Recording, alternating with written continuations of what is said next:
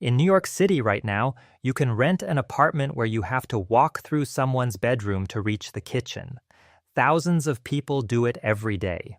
Most of them have no idea they're living inside a floor plan that was specifically engineered, not for comfort, not for dignity, but to extract the maximum possible rent from the minimum possible space. This is the story of that floor plan, and of the city that decided it was good enough. On a cold morning in 1811, 3 men sat down with a ruler and redrew the island of Manhattan. No building stood in the way of their ambition, no neighborhood was consulted. John Randall Jr. and the commissioners he worked alongside simply imposed a grid, straight lines running north to south, east to west, cutting across hills, streams, marshland, and whatever else the island held. Between those lines, thousands of identical rectangular lots. Each lot measured 25 feet wide and 100 feet deep. That dimension would later be called the root cause of the worst housing crisis in American history. It would produce buildings so dark that children grew up never seeing sunlight in the rooms where they slept. It would crowd hundreds of thousands of people into airless interiors and help spread tuberculosis, typhoid, and cholera across the most densely populated neighborhoods on Earth. And it would do all of this not through accident, but through simple arithmetic. The commissioners who designed that grid were thinking about property sales, not housing. 25 feet wide was wide enough for a respectable row house. 100 feet deep gave a buyer enough room to build something substantial. The city would grow, land would be sold, and order would be maintained. That was the plan. What they did not account for was what would happen 60 years later when hundreds of thousands of immigrants began pouring into Lower Manhattan and needed somewhere to live. Immediately, cheaply, and close to the docks and factories where they would find work. When that moment arrived, the grid was waiting for them, and so was the railroad apartment. To understand the railroad apartment, you need to stand inside one and feel it. You enter through a front door, and you are already in the first room, a narrow rectangle, maybe 12 feet wide, lit by a single window facing the street. This is the front room, the parlor, the place where the household presents itself to the world. Move toward the back, and you pass through a doorway into the next room. There is no hallway, no buffer. You are simply in another room, and to reach the one behind it, you must pass through this one too. This is the defining feature, the thing that gives the railroad apartment its name. Rooms connected in a straight line one after another, like the cars of a train. In a typical 3-room tenement flat from the 1870s or 1880s, you had a front room, a middle room, and a rear kitchen, all arranged along a single axis from street to backyard. To reach the kitchen, you walked through every room in between. To reach the bedroom, a visitor walked through the parlor. Privacy was not a feature of the design. It was not an oversight either. It was simply never part of the calculation. A builder who wanted to extract maximum rent from that lot had one problem to solve. Hallways took up space. Corridors cost money to build and earned nothing in return. A stairwell was a necessary evil. Everything else was waste. So the solution was elegant in the way that ruthless things often are. Stack the rooms, connect them directly, and sell access to each one. No wasted inches. Every foot of the lot converted into revenue. A 5- or 6-story tenement built on that lot in the 1870s might contain 4 small apartments per floor, each one a railroad flat running front to back. The whole building, barely 25 feet across at the street, would house dozens of families. By the late 19th century, buildings like these were stacked side by side across the Lower East Side, Kleindeutschland, 5 Points, and similar neighborhoods, a continuous wall of narrow brick faces, stoops, and fire escapes that stretched for block after block. The arithmetic of the layout was simple, and it was ruthless. Take 97 Orchard Street on the Lower East Side, perhaps the most studied tenement building in American history, now the anchor of the Tenement Museum. Built in 1863 by a German immigrant named Lucas Glockner, it stood 5 stories tall on a standard lot and held 22 three-room apartments. Each apartment was approximately 325 square feet. 3 rooms, no hallway, 1 window facing the street. That was what a working family rented for a home. Between 1863 and 1935, an estimated 7,000 people passed through the apartments of that single building. 7,000 lives compressed into those narrow rooms, cooking, sleeping, working, grieving, giving birth, and in many cases dying, within a floor plan that a modern real estate listing might describe, with no irony intended, as cozy. Architect Ernest Flagg, writing in the 1890s, was less diplomatic. He called the 25 by 100-foot lot the greatest source of evil in New York's tenement problem. Worse, he said, than plague or fire. Deep and narrow buildings meant interior rooms with no access to light or air. Rooms without light became rooms without ventilation. Rooms without ventilation became rooms where disease moved freely between bodies sleeping inches apart. The railroad apartment was not a failure of planning. It was the logical product of a planning system that treated the urban lot as a unit of profit first and a place to live second, or not at all. To stand on Orchard Street today and look up at the brick face of a tenement is to look at something that has not changed much on the outside. The cornices, the window lintels, the modest ornamental brickwork, these details were not accidents. Builders applied them because ornamentation commanded slightly higher rents. The facade was a performance. It announced a level of respectability that the interior, stripped of hallways and light, could not honestly sustain. The city that immigrants saw when they arrived was the city of stoops and brick facades and the electric hum of commerce. The city they came to live inside was a different place, a series of narrow rooms arranged in a line, each one opening directly into the next, with no room to hide and no room to breathe that did not also belong to someone else. That layout, rooms strung like boxcars, was not simply a housing type. It was a record of who the city thought these people were. And for 60 years, hundreds of thousands of men, women, and children made their lives inside it anyway. And the people who designed that equation never had to live inside it. But someone did. That's where the story actually begins. Lucas Glockner did not think of himself as a villain. He was a German immigrant who had come to New York in the middle of the 19th century, worked his way into modest prosperity, and done what ambitious men of his era did when they had a little capital and a lot of ambition. He bought a lot and put a building on it. The lot was at 97 Orchard Street on the Lower East Side. The building was 5 stories of brick, 22 apartments, and a ground floor storefront. By the standards of 1863, it was a reasonable investment. By the standards of the people who would live inside it, it was something else entirely. Some landlords felt genuine solidarity with their tenants. That solidarity did not stop them collecting rent on rooms without windows. Glockner was representative of an entire class of men who built tenement New York, small-scale speculative landlords, many of them immigrants themselves, who saw the same equation that the city's grid had made available to anyone with eyes and arithmetic. The calculation was not complicated. It did not require cruelty. It only required that the person doing the math never had to sleep inside the rooms they were designing. The economics of the railroad tenement were built on a single organizing principle: minimize every square foot that did not generate rent. A hallway cost money to build and earned nothing. A courtyard was wasted lot coverage. A wide stairwell was an indulgence.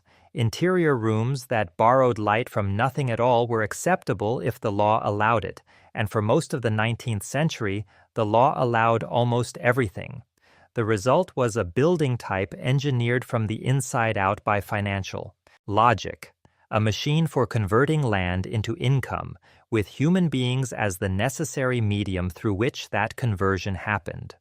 The typical 5-story tenement could hold 4 apartments per floor, each one a railroad flat of 3 rooms. At the rents prevailing in the 1870s and 1880s, somewhere between $8 and $12 a month for a 3-room flat, a fully occupied building generated steady income against a construction cost within reach of middle-class investors and small syndicates. Builders did not reinvent the tenement with each new commission. Block after block across the Lower East Side, Kleindeutschland, and later East Harlem and Brooklyn. The same plans, the same sequences, the same crews.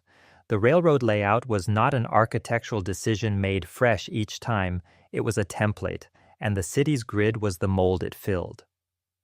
For the tenants inside, the financial logic looked different from the other side.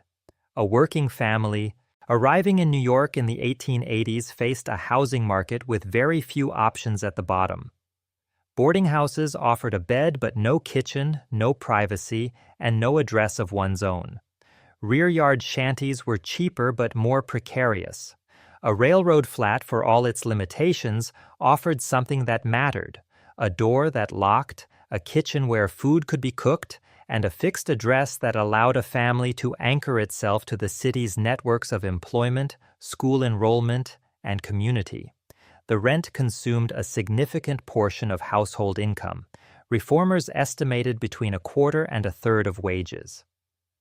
To manage that burden, families did what the layout of the railroad flat made almost unavoidable. They took in boarders. A boarder renting a bed inside a 3-room flat was not unusual. It was a financial survival strategy built into the architecture. The linear sequence meant any room could be rented separately. A bed in the front room to a man. Working days, the same bed to another man working nights. Reformers documented families of 6 or 8 sharing that space with 2 or 3 additional lodgers, bodies arranged in shifts around a single shared stove, a single bucket, a single window onto the street. What the reformers sometimes missed, and what the landlords certainly understood, was that this was not a perversion of the railroad layout. It was the railroad layout functioning exactly as designed. The absence of hallways, the direct connection between rooms, the minimal square footage, all of it made the flat as flexible as possible for maximum occupancy. The landlord who built the building and the family who rented it had reached the same conclusion from opposite directions. Every room was a unit of income, and no inch could be left unmonetized.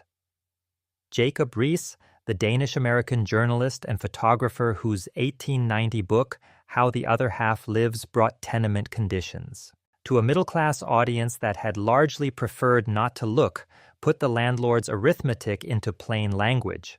The tenement, he wrote, was never built to give the poor a home. It was built to take the money of the poor in exchange for the minimum possible shelter that would keep them paying and keep the inspector away. The inspector in those years was rarely a serious threat.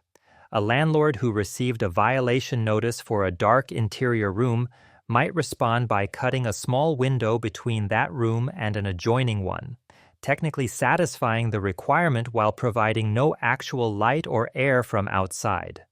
The letter of the law met. The spirit of it discarded. The rent continued. What made this financial logic so durable was that it operated within a system where no single actor had to acknowledge the full weight of what the system produced. The grid commissioners of 1811 set the lot dimensions and moved on. The builders worked from standardized plans and collected their fees. The landlords collected rent and minimized maintenance. The city inspectors checked boxes and filed reports. And the families who lived inside the railroad rooms absorbed the accumulated consequences of every decision made above them in the chain. The building at 97 Orchard Street kept collecting rent for decades, housing thousands of people through waves of immigration and reform and economic upheaval until rising code requirements made it cheaper to seal the upper floors than to bring them up to standard. In 1935, the apartments above the ground floor were closed and left untouched, the furniture and fixtures and wallpaper frozen in place like a photograph taken in 3 dimensions. When preservationists opened those rooms decades later, they found the railroad flat exactly as it had always been. Narrow, dark, efficient, a room leading into a room leading into a room with no wasted space anywhere, and no room left over for anything that did not serve the original equation. Walk through the front door of a railroad flat, and you understand, within 3 steps, everything the building thinks of you. There is no entry hall, no moment of transition between the public world of the staircase and the private world of the home. The door opens, and you are already inside, standing in the front room, the parlor, the space the family has arranged to present its most composed face to whoever might come calling. A window faces the street. Light, on a good day, reaches perhaps 6 feet into the room before it gives up. Ahead of you is another door, leading directly into the next room. There's nowhere else to go. A sequence of rooms in a straight line, each one accessible only by passing through the one before it. No corridor alongside them, no neutral path from front to back. Movement through the apartment is movement through every room in it. And every room is someone's bedroom, someone's workspace, someone's only private space in a city that offers very little of that to the people who keep it running. The front room faced the street. It was the largest of the 3, though large is a relative term in a flat, perhaps 12 feet wide in its entirety. This was the parlor, the space where a family displayed whatever small dignities it had managed to carry across an ocean and fit into 12 feet of width. Lace curtains, a religious icon, whatever they had. Reform photographers who entered these rooms in the 1890s sometimes noted, with what reads as genuine surprise, how carefully residents had arranged their belongings, how much effort had gone into making a space that was structurally disrespectful look like a home. The front room also doubled as a workroom in many households. Garment piecework, sewing sleeves, finishing seams, attaching buttons, required no special equipment beyond a sewing machine and a table. In peak periods, the parlor might contain 2 or 3 women working at machines from early morning until late at night, with finished bundles stacked against the walls and raw materials draped over every surface. Visitors who came to pay their respects, collect rent, or simply borrow a cup of something had to navigate around the work. Behind the front room was the middle room, and this is where the railroad flats logic became hardest to defend. The middle room had no window to the outside world. In buildings constructed before the 1879 Tenement House Act, it had no window at all, a sealed interior space lit only by what leaked through the open doorways on either side. After 1879, it had a window that faced the air shaft, a narrow vertical void between adjacent buildings, rarely more than a few feet wide, that the law had mandated as a source of light and air, and that served in practice as neither. The airshaft window looked out onto brick wall 3 feet away, darkened at the bottom by garbage that tenants threw down because there was nowhere else to put it. This room was almost always the bedroom. In a family of 4, 2 beds pushed against opposite walls with barely enough space to stand between them. In a family of 8, and 8 was not exceptional in the documented records of the 1880s and 1890s, the same beds used in rotation, day workers sleeping while night workers were out, night workers returning to sheets still warm from the bodies that had just left them. The middle room was also, in the worst cases, the room rented to a boarder, a space with no exterior window, no possibility of solitude. Every trip to the shared toilet in the hall required passing through a room where other people were sleeping, working, or eating. Privacy was a curtain strung across a doorway, a blanket hung from a nail, a shared agreement between exhausted people to look away. The rear kitchen was the functional heart of the railroad flat, and in many ways the most honest room in it. It faced the backyard, actual light, thin and compromised, but real. It contained the stove, which in the coal-burning era was the source of both cooking heat and the only warmth the apartment had in winter. The sink, where water arrived by pipe after 1880s reforms, forced running water into tenement buildings, and where, before that, a bucket was filled from a pump in the hall or the yard. It was where food was prepared, laundry scrubbed, children bathed, where the family gathered in the evenings around the only warm surface in the flat. It was also a thoroughfare. Because the kitchen sat at the end of the railroad sequence, anyone passing from the backyard staircase, where coal was delivered, waste removed, the rear exit led, came through the kitchen to reach the rest of the apartment. The room that was supposed to be the domestic interior of the household was also, structurally, a service corridor. Women anchored their days in that kitchen, cooking 3 meals on a coal stove, maintaining the fire through winter nights, washing clothes by hand, carrying water to fill the tub, preparing food for a family and sometimes boarders as well. Reform literature documented the physical conditions in considerable detail: the coal dust, the condensation, the smell of cooking and laundry and bodies in a room without ventilation. What it documented less carefully was the sheer volume of work those conditions represented, performed by women whose labor made the household function, but whose names rarely appeared in the accounts of landlords or inspectors. What the 3 rooms created together was a set of conditions that collapsed every distinction the 19th century tried to maintain between different kinds of life.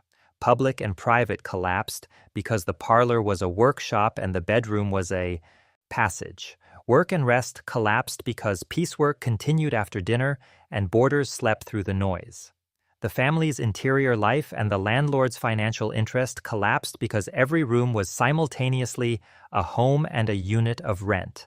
A family that needed a boarder to make the month's payment had no room in their apartment that was not already, in some sense, occupied by the terms of that necessity.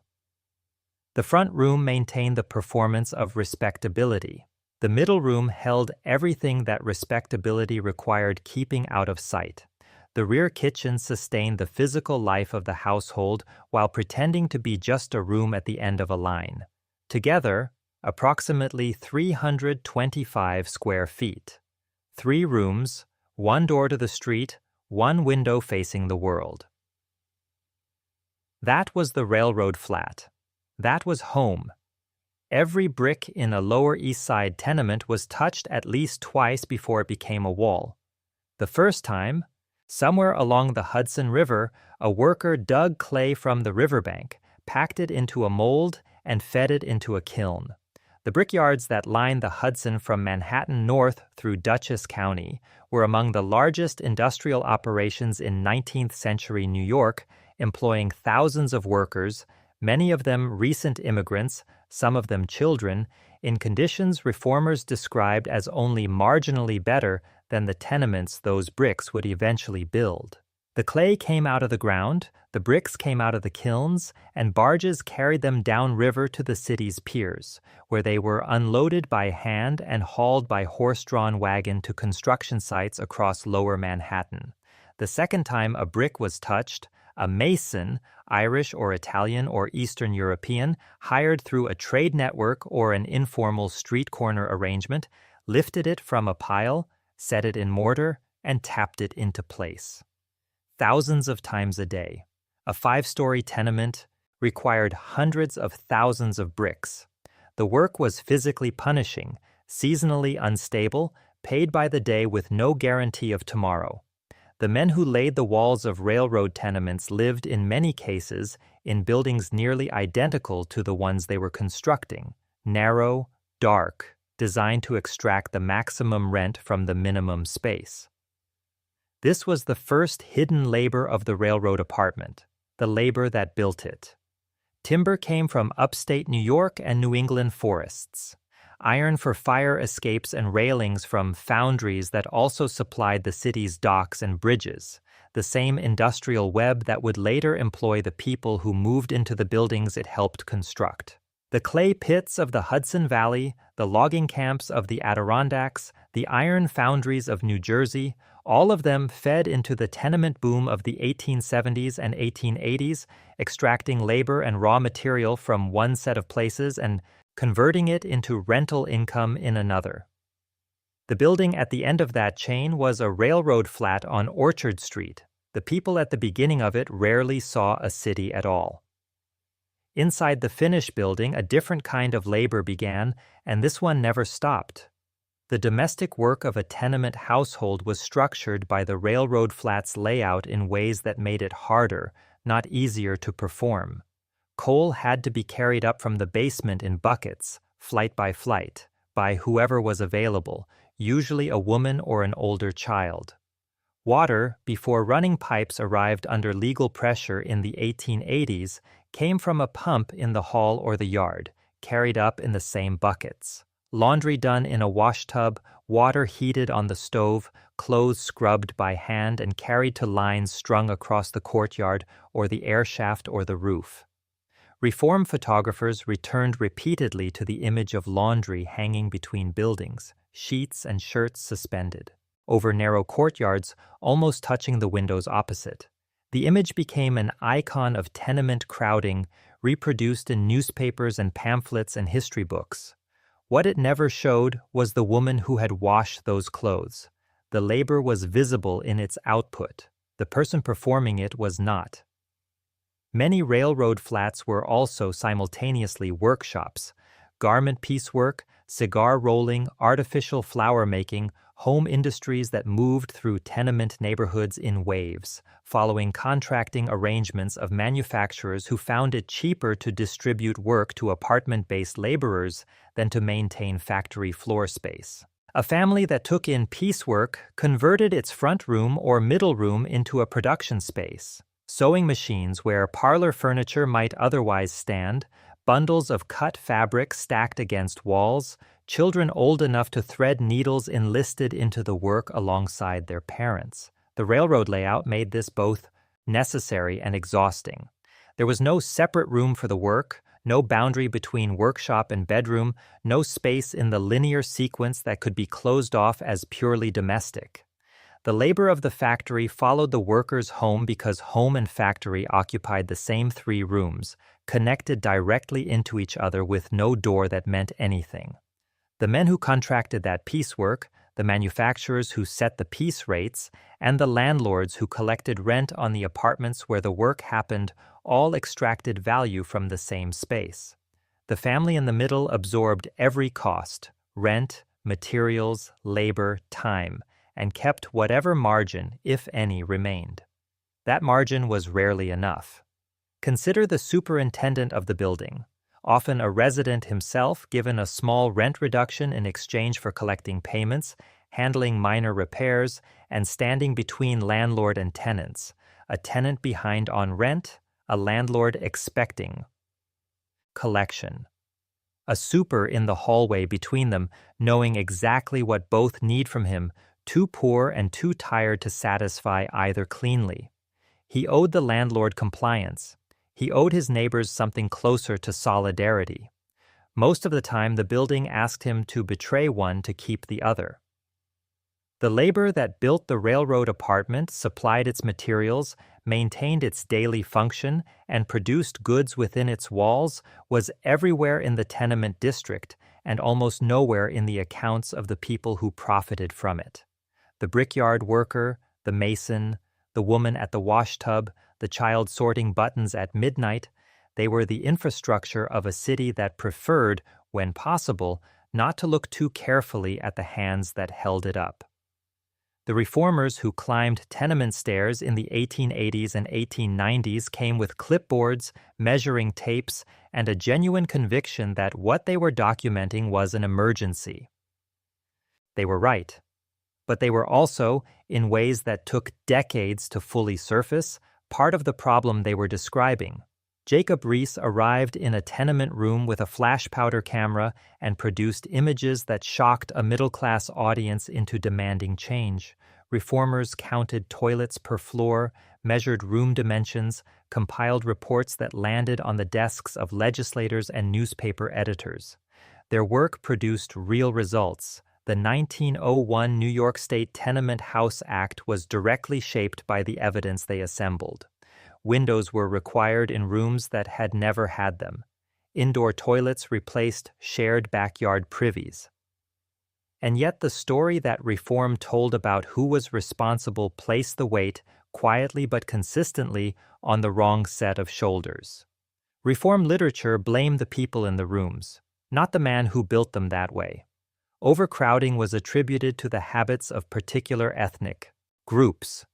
Dirt and disease to the supposed ignorance of people who did not know how to maintain a proper household. The darkness and airlessness of interior rooms appeared as conditions that certain populations had failed to demand alternatives to, rather than as the direct consequence of a landlord's decision to build without windows because windows cost money and earn none.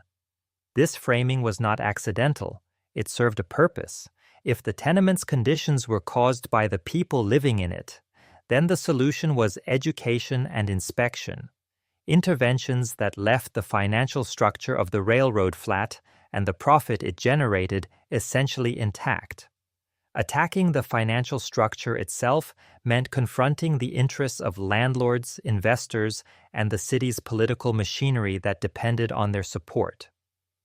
Rees himself, whose sympathy for tenement residents was genuine and whose outrage at their conditions was real, nonetheless described his subjects in language saturated with ethnic stereotype and implied cultural deficiency. He documented suffering and simultaneously suggested that certain groups were more naturally suited to it than others. The camera caught what the eye saw. The captions told a different story. Black residents of New York's tenement districts occupied the lowest position in a hierarchy that was already built on exploitation.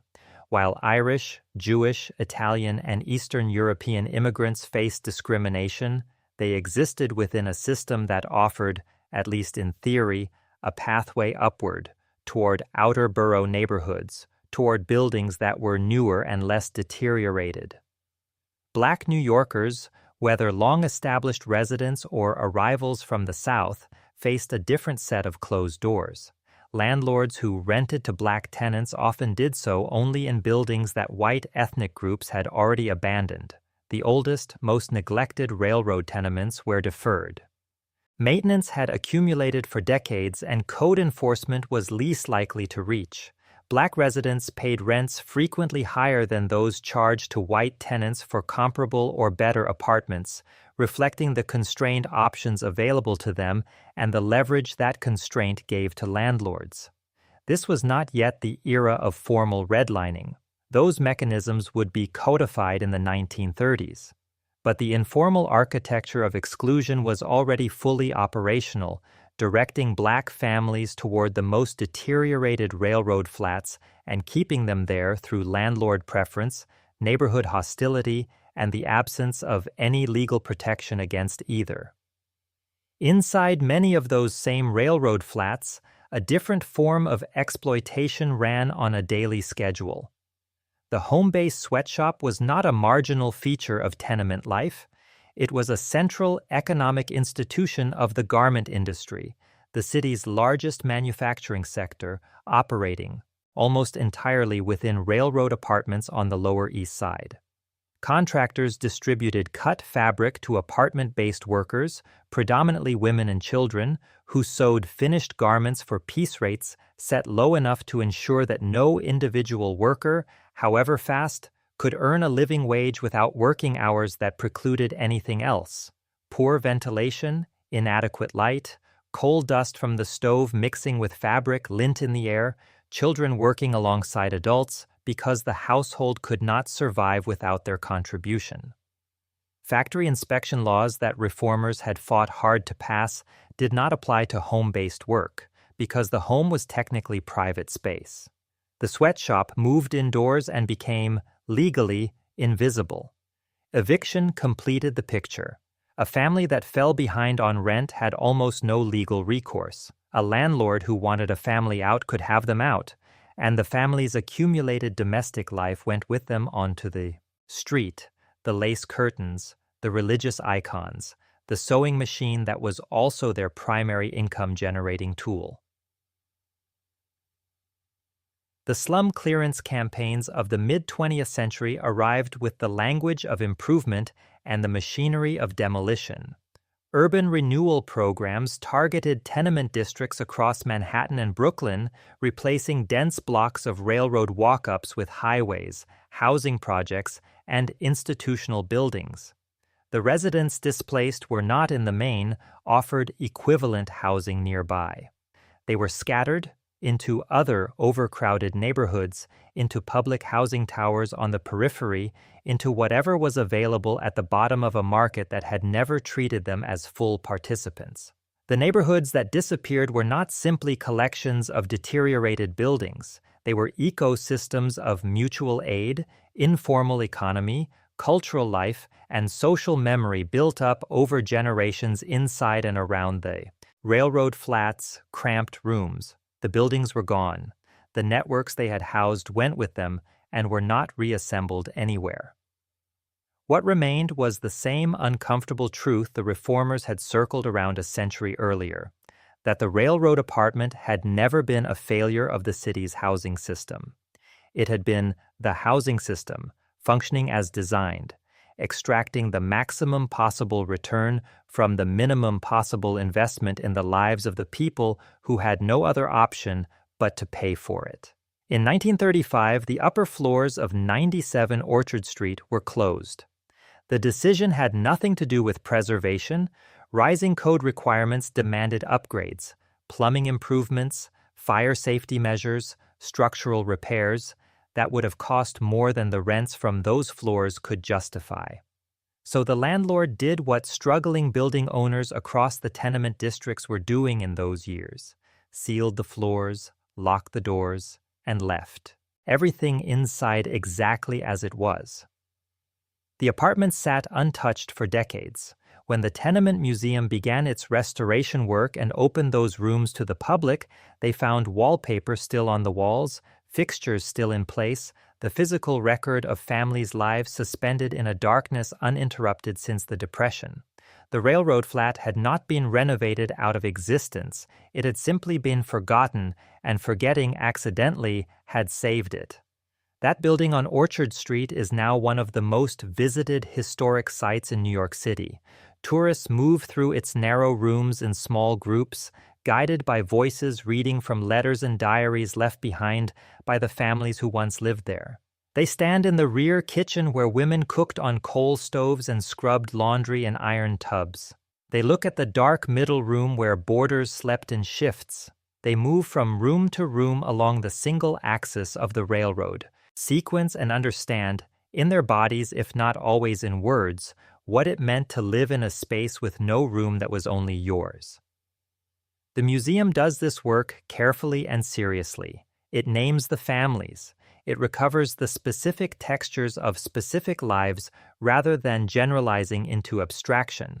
It is one of the better acts of public history the city has produced. And 2 blocks away, a renovated railroad flat in a similarly aged walk-up is listed for $3,500 a month. The listing describes original details, pre-war character, and exposed brick. It does not mention that the layout requires walking through the bedroom to reach the kitchen. That particular feature is left for the prospective tenant to discover in person. This is where the railroad apartment has arrived, split between Memorial and Marketplace, between the careful recovery of what these rooms cost the people who had no choice but to live in them and the breezy repackaging of that same floor plan as a lifestyle choice for people who have several. The rooms have not changed. The linear sequence, the absence of hallways, the front window, and the rear kitchen, all of it remains. What has changed is who bears the cost of the layout's limitations, and whether that cost is understood as a historical condition to be remembered or a design quirk to be managed with clever furniture. 7,000 people passed through 97 Orchard Street between 1863 and 1935. They came from Germany, Ireland, Italy, Eastern Europe. They sewed garments in the front room and slept 4 to a bed in the middle room and cooked on coal in the rear kitchen and carried water up 5 flights of stairs and paid rent that consumed a third of what they earned. The building is still standing. The railroad is still there. The question the rooms keep asking, Who is this city actually? Built for has not yet found a final answer.